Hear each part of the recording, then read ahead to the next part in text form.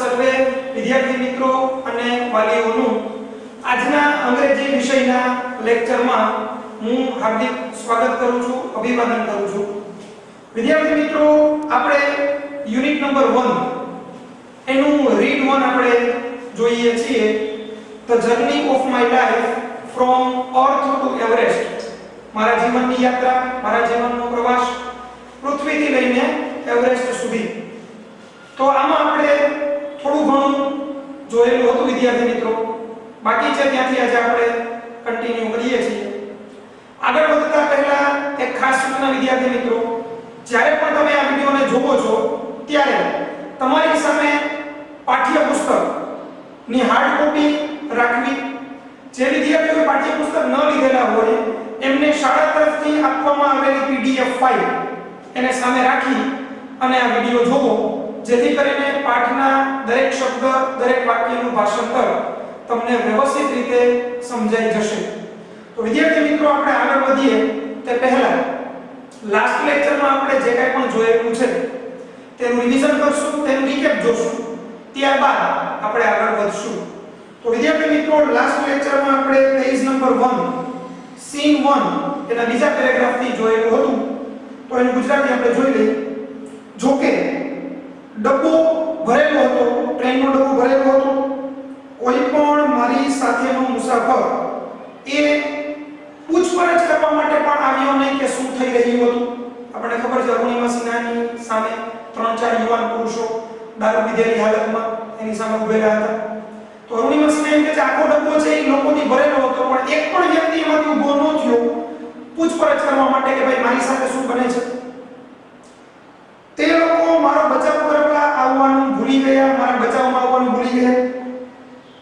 મારી પાસે વિકલ્પ ન હતો તેમનો સામનો કરવા સિવાય।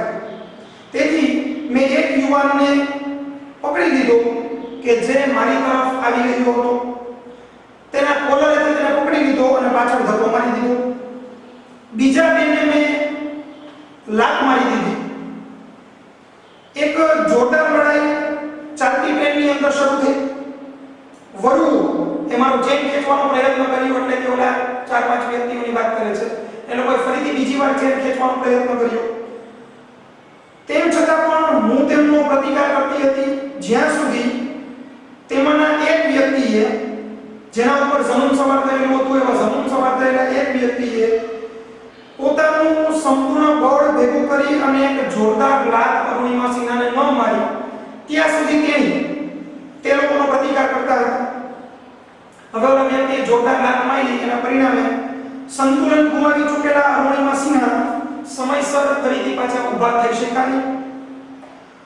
અરુણિમા સિન્હા કહે છે કે હું ખરેખર ટ્રેનની બહાર ફંગોળાઈ ગઈ, ફેંકાઈ ગઈ।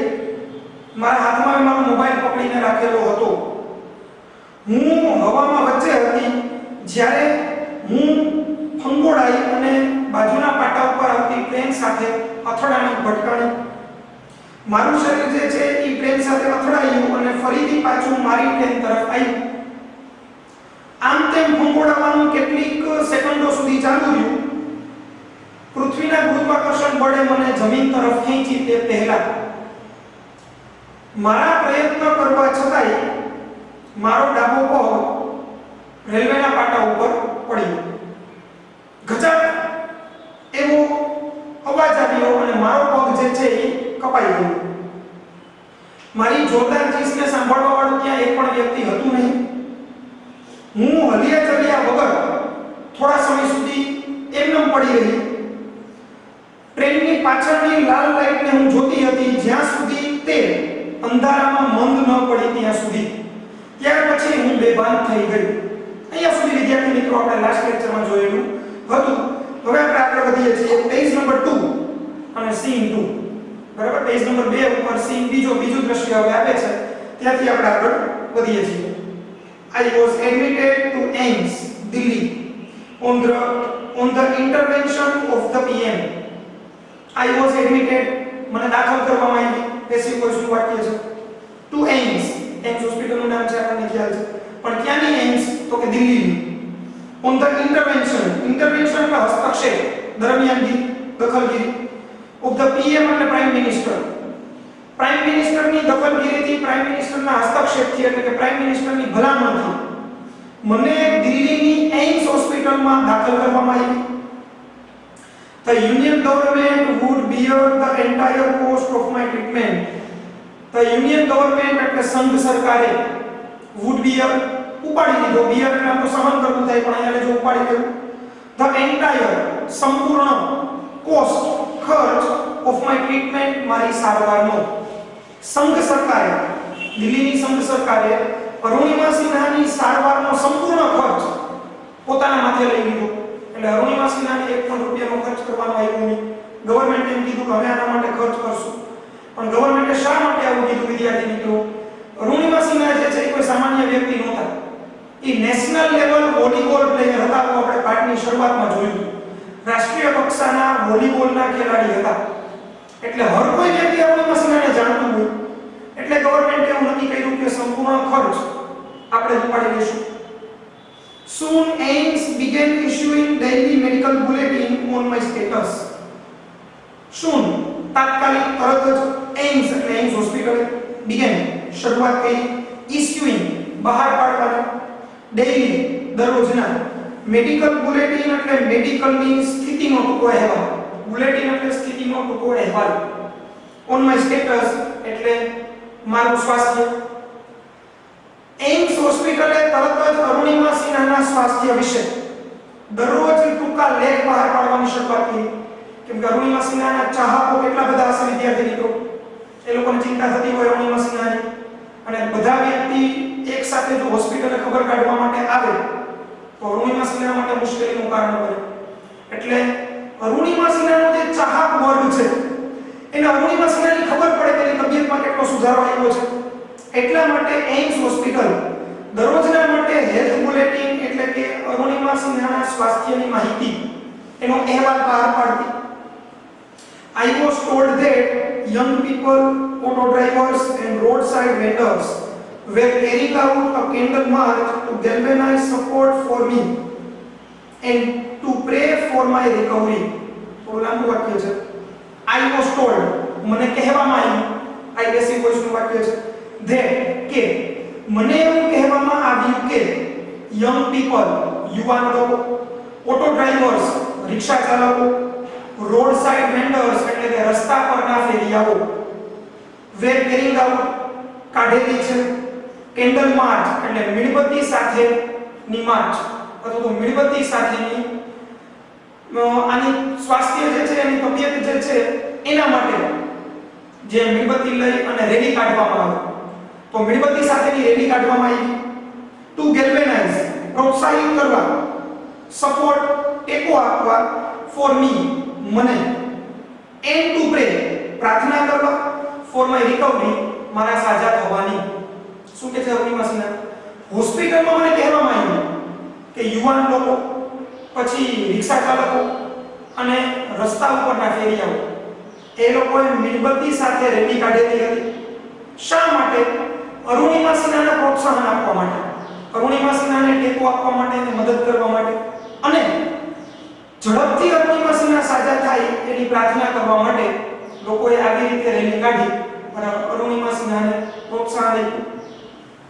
with the help of the best and the latest technology, with the help મદદથી, બેસ્ટ સૌથી શ્રેષ્ઠ and the latest સૌથી આધુનિક ટેકનોલોજી અને ટેકનોલોજી સૌથી શ્રેષ્ઠ અને આધુનિક ટેકનોલોજીથી gradually I started responding to the treatment. Gradually ધીમે ધીમે મેં started શરૂ કર્યું, responding પ્રતિક્રિયા આપવાનું, સામે જવાબ આપવાનું, to the treatment એટલે સારવાર. આધુનિક ટેકનોલોજીથી, સૌથી શ્રેષ્ઠ ટેકનોલોજીથી અરુણિમા સિન્હાની સારવાર કરવામાં આવી. તો હવે ધીમે ધીમે કરતા એનું શરીર ટ્રીટમેન્ટને રિસ્પોન્સ કરતું હતું, ટ્રીટમેન્ટનો જવાબ આપતું હતું. One morning my brother-in-law Sahib suddenly asked me.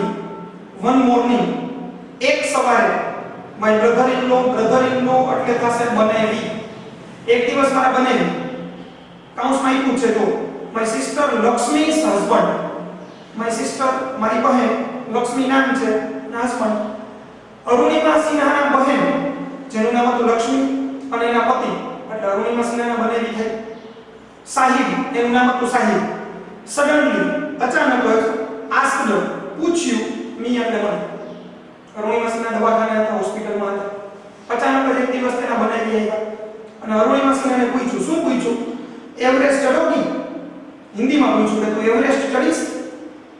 He had just read an interesting piece of information in the newspaper.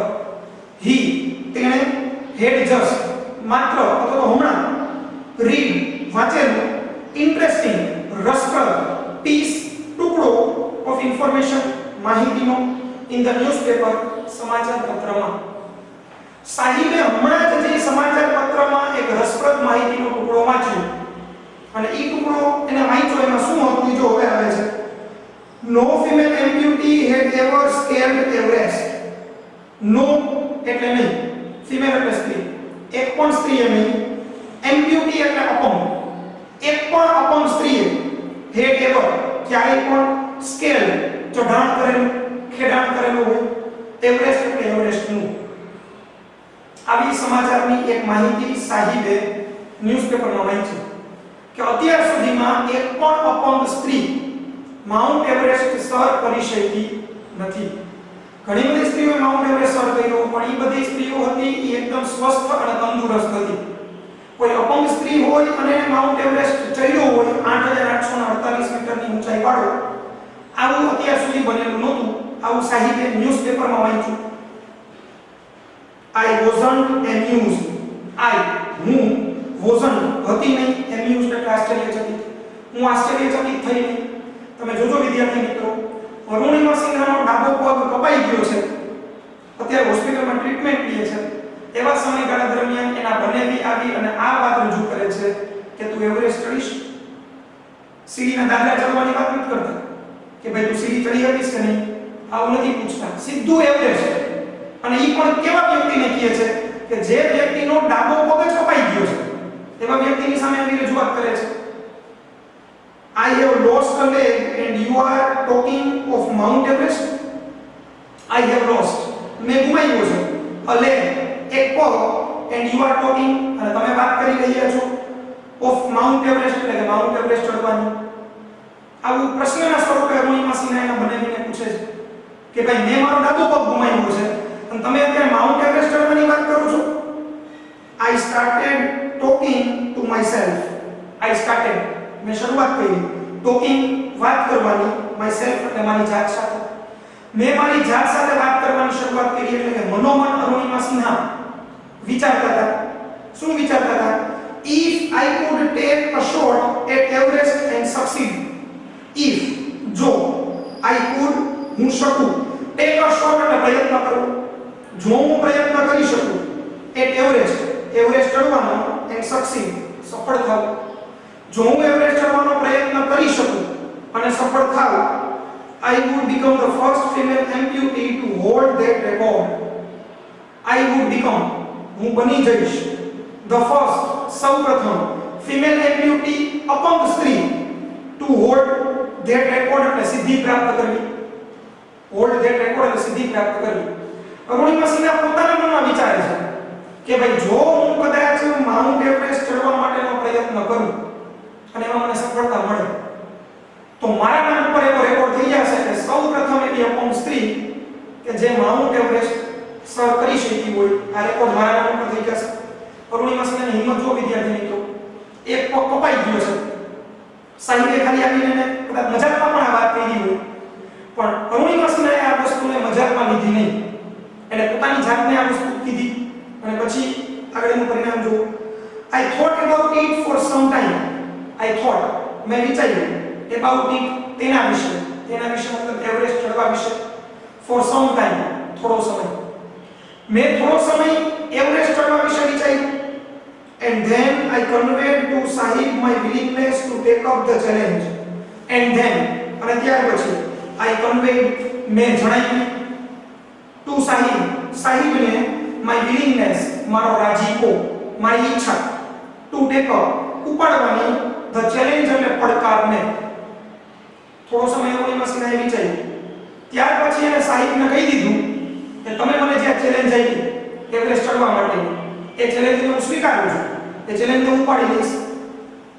ठीक है हम करेंगे આવું સાહેબ ને કહે છે કે કાઈ વાંધો નહીં હું કરીશ એટલે હું એવરેસ્ટ ચડીશ આઈ સેડ મેં કીધું એટલે અરુણિમા સિન્હા એ સાહેબ ને કીધું I now had something to look forward to I now હવે મારી પાસે હેડ હતું સમથિંગ કંઈક ટુ લુક ફોરવર્ડ એટલે અપેક્ષા રાખવા માટે હવે મારી પાસે અપેક્ષા રાખવા માટે કંઈક હતું અ મિશન એક મિશન અ ગોલ એક લક્ષ્ય અ રીઝન ટુ ડ્રીમ રીઝન એટલે સ્વપ્ન ટુ ડ્રીમ એટલે સપના જોવાનું હવે મારી પાસે સપના જોવાનું એક કારણ હતું મારી પાસે એક લક્ષ્ય હતું મારી પાસે એક મિશન હતું I was not going it was not going to be easy it was not તે ન હતું going to be easy એટલે સરળ બનવાનું તે સરળ બનવાનું ન હતું અરુણિમા સિન્હાએ નક્કી તો કરી લીધું પણ નક્કી ક્યાં કર્યું છે હોસ્પિટલની પથારીમાં પડ્યા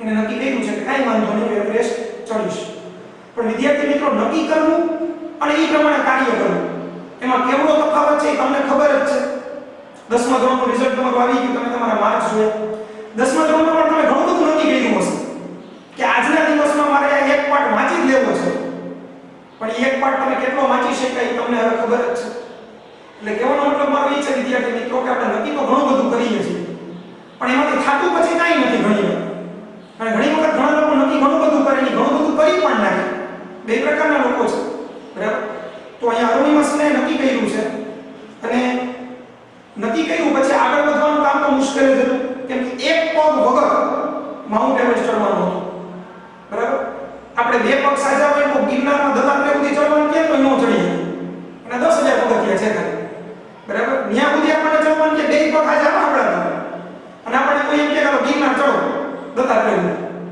તો આપણે અંબાજીથી પાછા આવતા રહેતા હોય ઘણા લોકો 50 પગથિયાથી પાછા આવતા રહેતા હોય અને ઈ તો રસ્તો કેવો છે વિદ્યાર્થી મિત્રો એકદમ સીધો એકદમ વ્યવસ્થિત રસ્તો છે અને અહીંયા તો માઉન્ટ એવરેસ્ટ એટલે બરફ વાળો પર્વત અને એને ચડવાનો રસ્તો બનાવવો પડે પહેલા તમે ફિલ્મોમાં કે સિરિયલોમાં આવા દ્રશ્યો જોયા હોય કે રસ્તો બનાવતા હોય બરફને દૂર કરતા જતા હોય અને પછી આગળ વધતા જતા હોય કેટલું મુશ્કેલ કામ છે કલ્પના કરી શકો તમે તો ઈ કામ કરવા માટે અરુણિમા સિન્હા બીડું ઝડપે છે but throughout my life nothing had come easy but પરંતુ થ્રુઆઉટ એટલે સમગ્ર માય લાઈફ મારું જીવન નથિંગ કાઈ પણ હેડ કમ મળેલું ઈઝી એટલે સરળતાથી અરુણિમા સિન્હા એમ કહે છે પરંતુ મારા જીવન દરમિયાન મને એક પણ વસ્તુ સરળતાથી મળી નથી I felt like I was born again I felt મેં અનુભવ્યું like જેવું I was born મારો જન્મ થયો હોય again એટલે ફરીથી અરુણિમા સિન્હા એમ કહે છે મને એવું લાગ્યું કે જાણે ફરીથી હવે મારો જન્મ થયો હોય then I started waiting for my artificial limb to arrive then ત્યાર પછી I started મેં શરૂઆત કરી waiting રાહ જોવાની for my મારા artificial limb એટલે કૃત્રિમ અવયવ એટલે હાથ કે પગ to arrive એટલે આવી પહોંચે અરુણિમા સિન્હા એમ કહે છે કે હવે મારો કૃત્રિમ પગ કેમ કે એને પગની જરૂરિયાત હતી પગ કપાઈ ગયો તો એટલે કૃત્રિમ પગ આવી પહોંચે ત્યાં સુધી હું રાહ જોતી હતી when it finally arrived when જ્યારે it તે એટલે કૃત્રિમ પગ finally અંતે arrived આવી પહોંચ્યો અંતે જ્યારે તે કૃત્રિમ પગ આવી પહોંચ્યો I was overjoyed I was હું હતી overjoyed એટલે અતિ ઉત્સાહી હું અતિ ઉત્સાહી થઈ ગઈ the artificial leg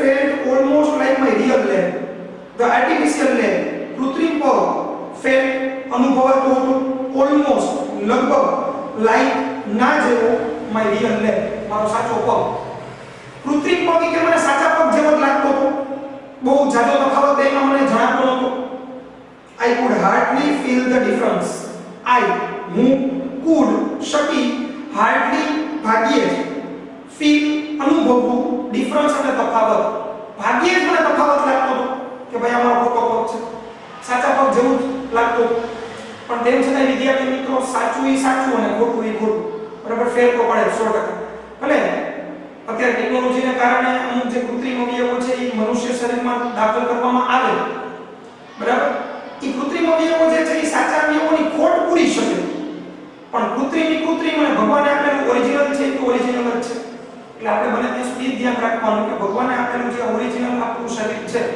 એમાં કોઈ પણ જગ્યાએ આપણે સાંધા મારવા ન પડે. I had started falling in love with this stranger whom I was wedded for life. I had started, મેં શરૂ કરી દીધું.